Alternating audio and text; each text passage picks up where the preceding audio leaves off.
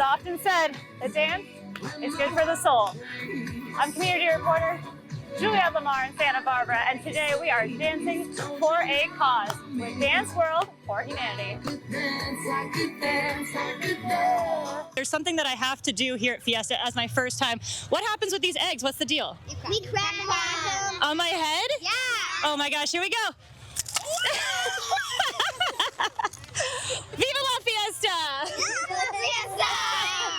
All right, Richard, it's a good time out here. Exotic birds like these need a lot of care and have big personalities. A Santa Barbara beach volleyball player is headed to Paris. I'm community reporter Juliet Lemar today in Hermosa Beach, where Team USA is prepping for the Olympic Games. Blankets and chairs continue to grow across this lawn as hundreds of people set up before the performance tonight. Happy New Year, everyone. I'm KSBY News reporter Juliet Lemar at the iconic Rose Parade in Pasadena. Rain is strawberries' worst enemy because it causes rot on the fruit if it's left on the fruit. Galita, Sam the Harris Hawk, and Juliet Lemar with KSBY News. Actually, we might be able to see this shark because he might start finning. He is right out here. For the last 4 years, research assistant Samantha Malajoff has been flying drones for Shark Eye. And just a few minutes after takeoff, we found our first shark. This is definitely a smaller shark. And when I mean smaller, I would say under 8 feet. Several times a week, Dr. Douglas McCauley and his research team fly drones in Santa Barbara County to gather data on sharks swimming near the coast. It's going to be overcast, the waves are going to be high, and there's a chance of white sharks. McCauley has been studying sharks for decades and now leads Project Shark Eye, whose goal is to develop a forecasting tool to help predict what time of the year, day, and ocean conditions are more or less likely to have sharks. The same way you create a forecast for weather or a hurricane, can you do that for sharks? We think we can. During our 30-minute interview on a cloudy day, we saw 3 sharks, which McCauley says is pretty normal, with the number of sharks on any given day ranging from 0 to 15. We have more sharks than ever before in the waves here in California. We have more people than ever before.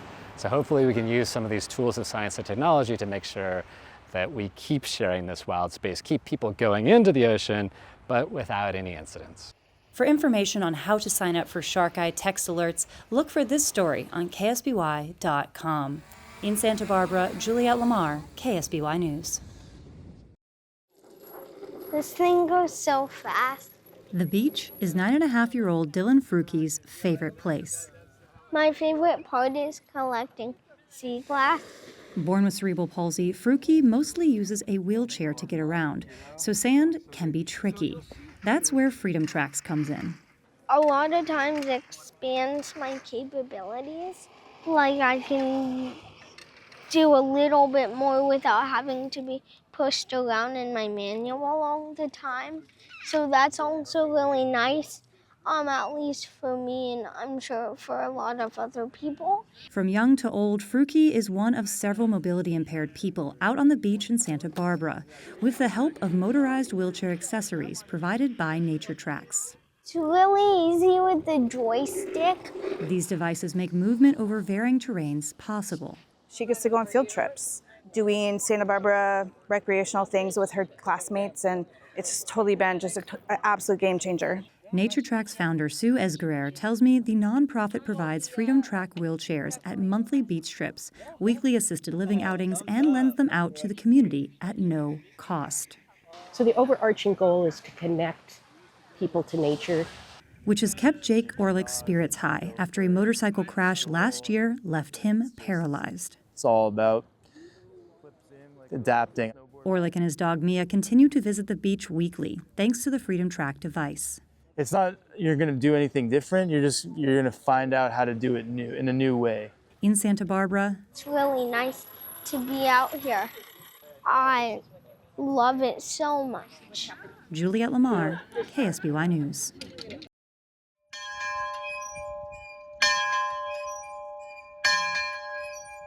I have been a teacher all of my life. It's my greatest passion. For 17 years, Tina Hansen McEnroe has been taking students back in time. Welcome to Pleasant Valley Schoolhouse, 1869. Santa Barbara County students grades 1 through 8 visit the Pleasant Valley Schoolhouse for a day of learning with their current curriculum, but in 1800s style. It's a very immersive style of education, very interactive. The spelling words are done by spelling bees. The arithmetic are written on original slate boards. Reading time is, we're reading out of original McGuffey readers. We learn vocabulary through acting out charade form on the teacher stage.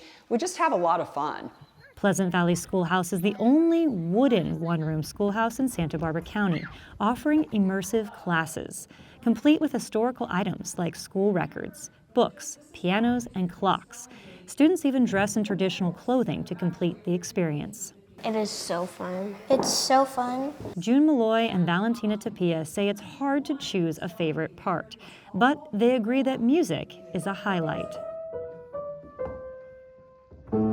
I like how there's a piano in the classroom. I agree. It's really cool. Students also say they enjoy greeting their teacher in the morning and often bring those manners back to their classrooms. So respect is a byproduct of what I do here, but they don't really know it. And so everyone respects one another, and it really does work. McEnroe tells me over the years, the 141-year-old schoolhouse has seen thousands of students. It's really been fun for me, and I feel very, very fortunate to be able to do this for the community. In Santa Ynez, Juliet Lemar, KSBY News.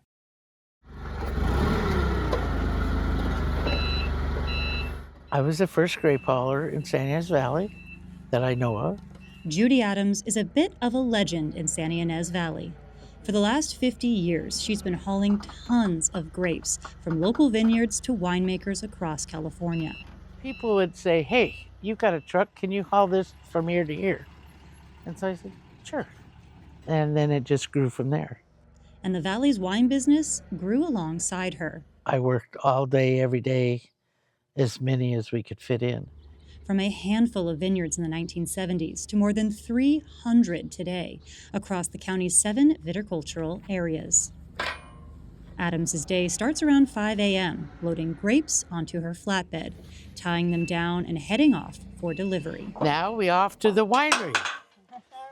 Winemaker Gray Hartley with Hitching Post Wines met Judy 25 years ago when his vineyard needed her help.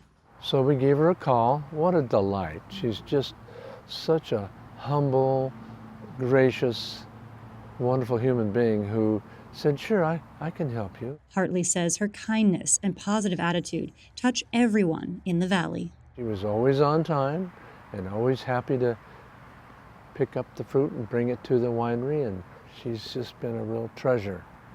For Adams, it's simple. Helping people is part of the job. I like to make people happy, solve the problems. And her advice after 5 decades on the road? Don't be afraid to try something new.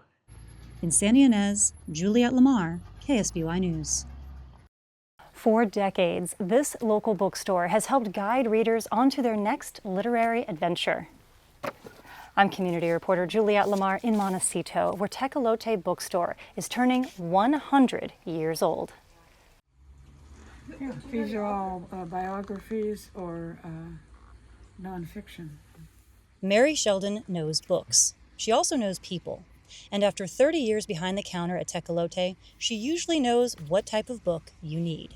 Some of us read to escape. Some other people read for information. It just depends. People don't just come to Tecolote for the books. They come for Sheldon's opinion.